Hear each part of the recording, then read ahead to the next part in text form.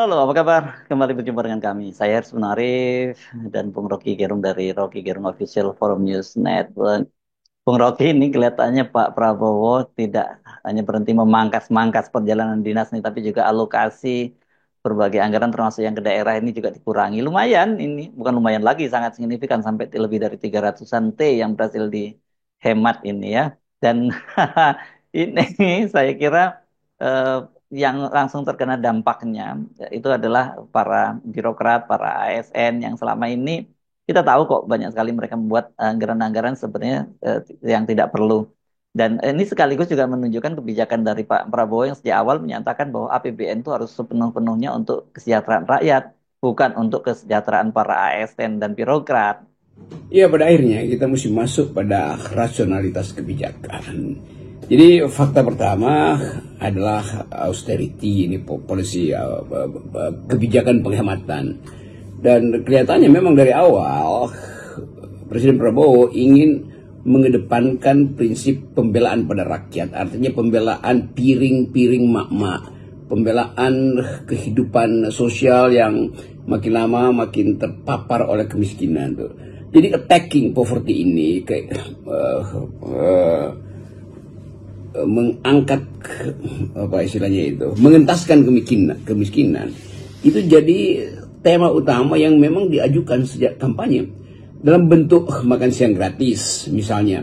Tetapi kalau makan siang gratis bergizi ini sekedar dikumpul-kumpulkan dari berbagai ruang fiskal lembaga maupun pemotongan uang yang dikirim ke daerah, itu juga belum menjamin bahwa pemberantasan kemiskinan melalui makan siang gratis ini bisa sustainable. Jadi harus diputuskan bahwa APBN harus betul-betul menyediakan porsi tertentu untuk menjamin makan siang bergizi ini. Tapi oke, buat sementara tentu caranya adalah memangkas kebutuhan tersier atau sekunder dari kementerian dan lembaga tuh. Tentu tidak mungkin memangkas bantuan sosial yang memang bagian juga dari keperluan program pengentasan kemiskinan, dan nggak mungkin juga memangkas gaji pegawai negeri kan. Jadi dua hal yang memang nggak bisa diutak-utik lagi adalah gaji pegawai negeri karena memang juga diperlukan dalam keadaan ekonomi yang memburuk, itu daya beli turun, dan bantuan sosial. Jadi semua tema Presiden Prabowo adalah tema untuk memelihara peradaban minimal kita, yaitu kesehatan dan dapur mak-mak, kan itu dasarnya tuh.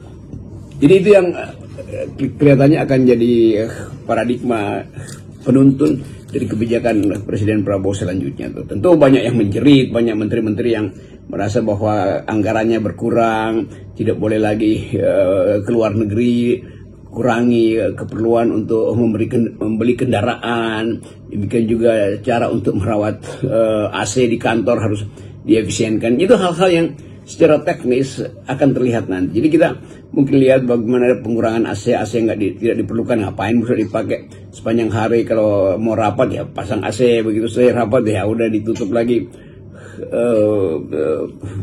AC-nya itu. Jadi semua hal yang memungkinkan kita melihat konsistensi dari Presiden Prabowo diperlihat melalui impres kemarin itu, yaitu perintah untuk mengefisienkan dengan akibat akan dapat penghematan sebanyak kira-kira 300 triliun, dan itu pasti setara dengan kebutuhan untuk memberi makan 15 juta atau 8 juta sementara ini dari murid-murid SD kita. Jadi ini sekali lagi kabar baik ya, kabar buruk tapi sekaligus kabar baik bagi rakyat karena kan alokasi yang akan ditambah adalah alokasi yang untuk rakyat, termasuk terutama adalah program makan siang gratis gitu. Sementara buat para birokrat, para pejabat itu ya ini pesta sudah berakhir gitu. Mungkin banyak yang menyesal sekarang baru jadi pejabat sekarang ya. Kenapa nggak dari dulu-dulu? Karena sekarang kalau mereka jadi pejabat atau menteri kan mereka kerja keras harusnya. Itu tentu berita baik buat anak-anak yang memang terlihat membutuhkan itu. Beberapa video dari daerah yang miskin itu terlihat bahwa bahkan anak SD itu dia tidak menyelesaikan makan siang gratisnya karena dia akan bawa pulang untuk ibunya yang dalam pengakuan dia ibunya belum makan, adiknya belum makan. Maka anak itu mulai belajar tentang etika dari awal. Dia simpan makanan itu. Sehingga terlihat bahwa memang kesulitan kehidupan keluarga kita itu betul-betul keluarga kita itu betul-betul sedang parah-parahnya itu akibat dari perencanaan ugal-ugalan yang dibuat oleh Presiden Jokowi sebelumnya yang tidak mempedulikan aspek sosial. Ada bantuan BLT tapi itu dihubungkan dengan kepentingan politik Jokowi pada waktu itu kan. Nah sekarang akibatnya kita terima tuh. Jadi kalau misalnya kita mulai melihat gejala bahwa ekonomi akan dituntun untuk menghasilkan kemakmuran dengan biaya yang sangat mahal, tentu kita akan bantu. Tetapi pada saat yang sama kita lihat bagaimana para rektor sedang ketagihan tambang seperti LSM atau organisasi keagamaan yang diberi hadiah untuk hura-hura oleh Bahlil kemarin itu. Tetapi kita mulai menduga bahwa juga para rektor ini dia nggak tahu kan mau bikin apa izin tambang itu, pasti dia sodorkan lagi pada pengusaha sehingga rantai keadilan itu tibanya pada mereka yang memang sudah punya akses pada atau punya kapasitas untuk mengolah ekstraktivitas kan. Jadi agak ajaib misalnya rektor menginginkan bisnis tambang dengan alasan untuk memungkinkan universitas itu dibangun lebih baik lagi tuh. Tetapi kurikulum universitas tidak pernah diubah gitu, atau jarang sekali kita ada kurikulum yang betul-betul inline dengan kebutuhan tenaga kerja, sehingga justru banyak balai latihan tenaga kerja yang lebih berguna daripada universitas. Jadi mungkin lebih baik izin tambang itu diberikan aja pada lembaga-lembaga teknis di daerah yang memang berupaya untuk menghasilkan tenaga siap bisa pakai kan, sehingga beasiswa itu tiba di balai latihan tenaga kerja, tiba di koperasi-koperasi yang juga bisa mengelola balai-balai latihan ini kan. Jadi sebetulnya kita melihat satu konsistensi kebijakan, jangan sampai justru uang yang harusnya tiba di tempat-tempat yang diperlukan, koperasi, BLT, UMKM itu justru dihambur-hamburkan hanya oleh beberapa rektor yang memang menghendaki supaya universitas ikut memiliki tambang. Bagaimana mungkin memiliki tambang sementara setiap hari semua dosen bekerja untuk kurikulum. Jadi pasti akan terlihat lagi bahwa tambang yang diberikan pada universitas itu akan jadi semacam bancakan mereka yang ada di dalam elit universitas untuk dapat upeti dari situ, dapat rent seeking dari usaha-usaha tambang universitas. Jadi itu juga hal yang konyol tuh. Tapi udah itu kita lihat apakah itu betul-betul kebutuhan atau sekedar ya kita sebut sebagai program yang tidak didasarkan pada perencanaan dan tidak didasarkan pada kalkulasi akibat atau kalkulasi mitigasi nanti. Sama seperti tambang-tambang yang diberikan sebagai upeti politik pada LSM, pada organisasi keagamaan itu mulai ada bermasalah tuh, yang kita sudah duga dari awal karena mereka bukan ekspertis di dalam wilayah itu. Demikian juga universitas itu urusannya dengan buku, kurikulum, riset, bukan mengelola bisnis tambang. Di luar para pejabat, birokrat, dan ASN, saya kira yang juga mungkin mulai banyak nyesal ini adalah para menteri dari partai-partai politik. Sejak awal kita udah dengar tuh bagaimana menteri-menteri di berbagai departemen itu menyatakan kok anggarannya sangat kecil sekali gitu. Karena kita tahu kan sebenarnya targetnya dari partai-partai masuk ke kabinet itu ya tentu saja itu ada sumber daya keuangan dari negara yang mereka bisa memanfaatkan untuk kepentingan politik untuk memperbesar partai politiknya masing-masing. Saya kira keputusan Presiden untuk memangkas anggaran dan menghemat 300 triliun itu juga jadi semacam ya berita buruk bagi menteri-menteri yang datang dari partai-partai yang sebetulnya dari awal mengincar anggaran itu sebagai tambahan sumbangan buat partai. Jadi kita baca lagi kegelisahan politik itu akan merembet ke partai karena tetap apapun argumennya, menteri yang dikirim oleh partai tentu punya misi-misi internal, yaitu memanfaatkan keuangan negara untuk membiayai proyek-proyek yang akan langsung atau tidak langsung menguntungkan partai. Jadi sekaligus ini ujian nanti menteri-menteri mana yang daya tahan psikologinya itu tidak cukup sehingga merasa gelisah ada di kementerian sementara tidak bisa nyolong kecil-kecilan atau bahkan nyolong yang sudah direncanakan. Jadi sebetulnya peristiwa pemotongan anggaran ini adalah peristiwa politik sekaligus peristiwa untuk evaluasi dan postur dari kabinet kan dievaluasi berdasarkan kebutuhan yang bisa dimaksimalkan dan diefisienkan oleh menteri-menteri ini. Nah, kita mulai membaca misalnya dari awal, ini menterinya ada banyak sehingga memboroskan anggaran pasti itu. Yang kedua, menteri-menteri ini belum terlihat apa yang akan jadi tema utama dari kementerian. Kan kita baca perlahan-lahan, entah itu dalam bentuk berita atau kasakusuk. Banyak kementerian yang belum punya staf, bahkan gedungnya masih berbagi, tidak tahu apa yang mesti dilakukan itu. Jadi terlihat bahwa memang 100 hari ini akan ada streamlining, akan ada perampingan. Sekaligus perampingan anggaran harus paralel dengan perampingan kementerian. Jadi beberapa menteri yang tadinya dipisah mungkin bisa disatukan lagi supaya menghemat anggaran tuh, terutama anggaran rutin pembiayaan keperluan sehari-hari, bukan anggaran ASN-nya yang memang ditetapkan dan tidak bisa dikurangi lagi tuh.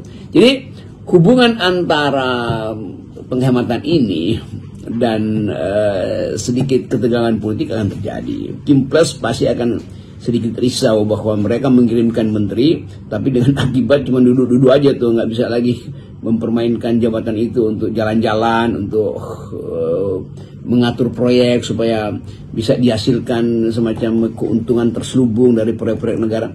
Saya kira ini yang jadi taruhan dari menteri-menteri yang sekarang ada di kabinet itu. Sekarang mungkin mereka dievaluasi karena harus ada penghematan anggaran sekaligus perampingan postur kabinet. Meskipun ini sebenarnya Pak Prabowo itu dipaksa oleh kondisi pemangkasan anggaran itu karena memang APBN yang sangat cekak, karena itu harus dilakukan penghematan di mana-mana. Tetapi saya kira ini juga merupakan momentum yang bagus karena kita mulai harus terbiasa melakukan penghematan dan membuat mata anggaran itu sesuai dengan kebutuhan, gitu ya. Bukan membuat mata anggaran itu nanti biasanya kan copy paste saja itu dari anggaran-anggaran sebelumnya. Dan kita tahu kan kebiasaan dari para pejabat, para ASN itu membuat kegiatan-kegiatan yang nggak perlu. Perjalanan dinas yang dipotong 50% oleh Pak Prabowo itu salah satu kebocoran yang luar biasa karena sebenarnya banyak sekali yang perjalanan dinas itu juga di-markup oleh para ASN itu.